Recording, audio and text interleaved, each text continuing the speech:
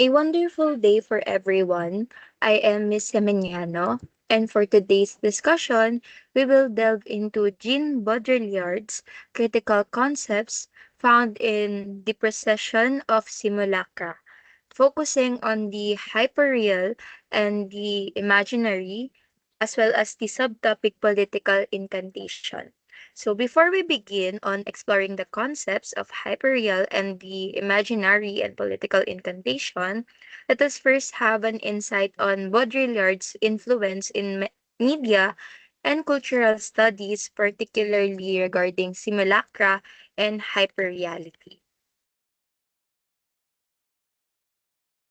So for the foundational concepts, he is the best known for his theories on hyperreality, where the distinction between reality and representation dissolves. This is leading to a state where simulations or representations become more significant than the reality they purport to depict. This concept challenges traditional notions of truth and authenticity in the media representations.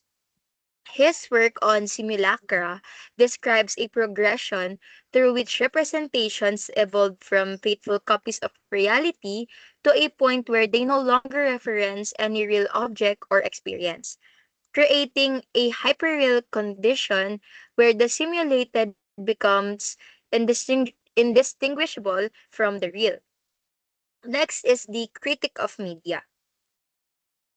Baud- Baudrillard's critiques contemporary media as a system that produces and circulates signs without any grounding in reality. So he argues that media does not merely convey messages, but creates a new form of social relations based on the exchange of signs, leading to alienation and a loss of meaning. His famous assertion that the Gulf War did not take place illustrates how media representations can overshadow actual events, emphasizing the power of media to create alternate realities that shape public perception and discourse. Next is the impacts of Baudrillard's on the cultural studies. So his ideas have permeated various fields including sociology, political theory, art, and design. His radical critic encourages scholars to examine how media shapes cultural norms and ideologies rather than merely reflecting them. Next concept for his influence on media and culture studies is the rejection of technological optimism. So, unlike contemporaries such as Marshall McLuhan, McLuhan viewed media as a benign force for communication, while Baudrillard's emphasizes the darker implications of media's role in the society. He argues that the media perpetuates ideological structures that maintain existing power dynamics rather than liberating individuals. So now that we have a gist of what this discussion is about, let us know what is the definition of hyperreality. So Baudrillard defines hyperreality as a state where representations than became more significant than reality itself.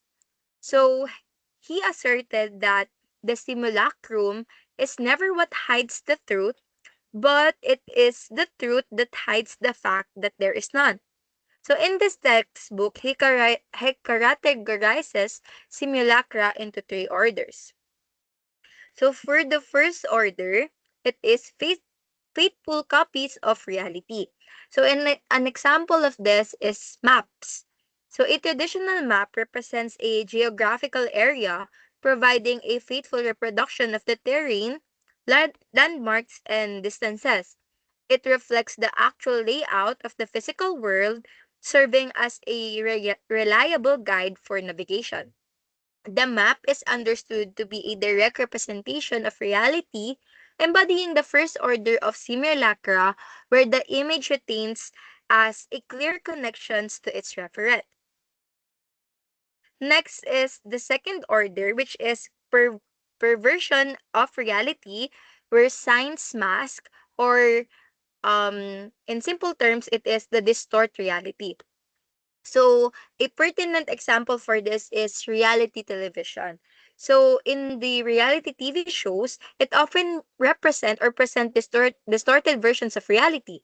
While they claim to depict real life events and situations, they are heavily edited and scripted to enhance drama and entertainment value. So, the science, which is the characters and the scenarios, they mask the constructed nature of the show. This leads viewers to perceive these representations as an authentic experiences despite their artificiality.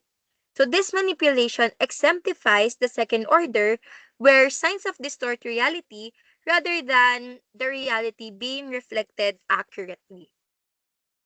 So the third order of simulacra, this is called simulation, where the distinction between reality and representation is erased. So this is leading to what we call hyperreality.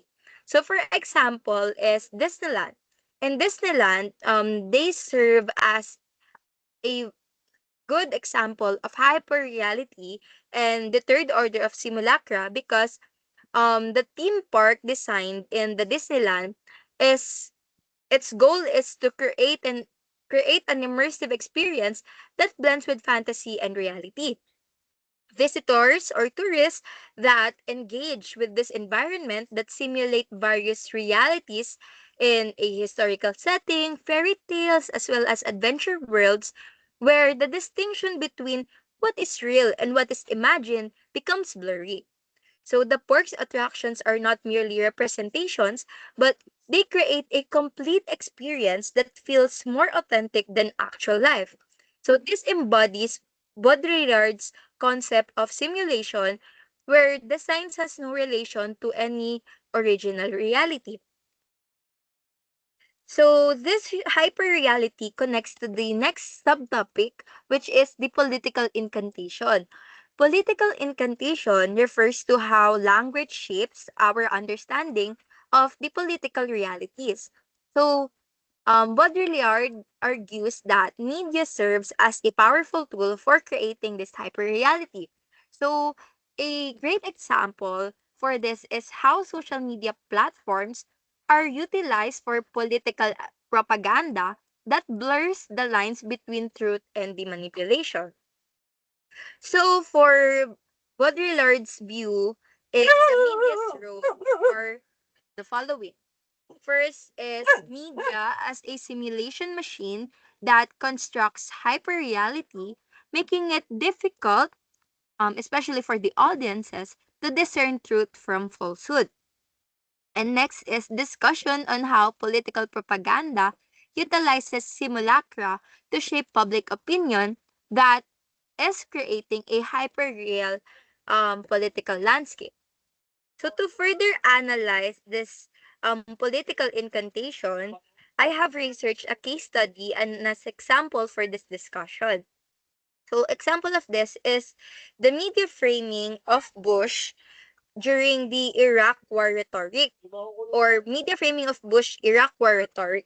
So for that context, in the wake of the 9/11 attacks or September 11 attacks, President Bush framed Iraq as a significant threat to national security, linking Saddam Hussein to terrorism and the potential use of weapons of mass destruction, or called WMDs. This framing was very crucial in garnering public and political support for military intervention. So the media's response to President Bush framing is that American media outlets largely adopted and amplified Bush framing. Many acted as stenographers rather than critical journalists. They are echoing the administration's claims about Iraq without sufficient skepticism or inquiry about the evidence presented. So, for example, major outlets reported on Bush assertion regarding WMDs as if they were established facts, which contributed to a climate of fear and urgency surrounding the need for military actions. So, um, in this case study, the framing techniques were also studied.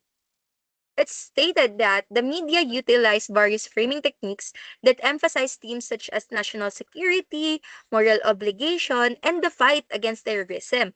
This created a narrative that positioned military intervention as not only justified, but necessary for protecting American lives and interests.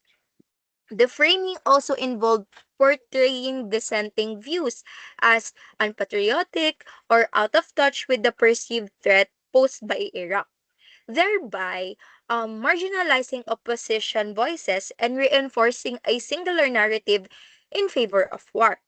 So the consequences of President Bush framing of Iraq is that this framing became served as an imminent threat led to widespread public support for the invasion in March 2003.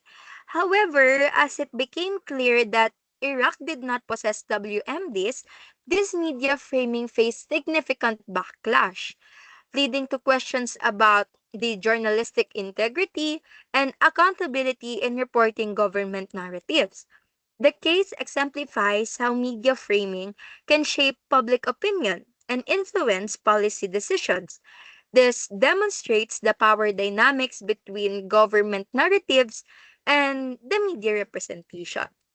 So, this case study about President Bush framing in the Iraq War rhetoric highlights the critical role that media framing plays in political discourse, particularly in shaping perceptions during the pivotal moments in the history.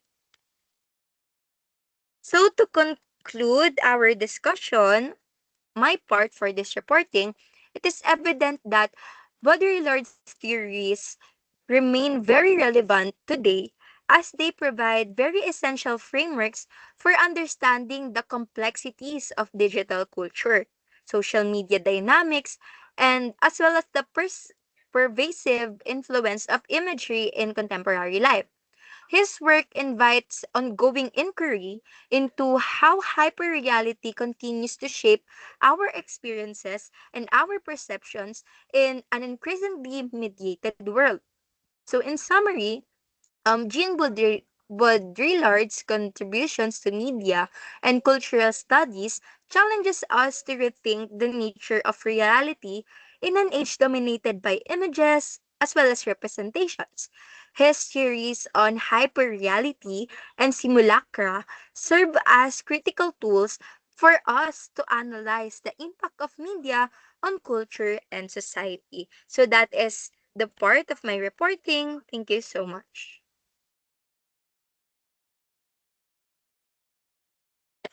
Mm.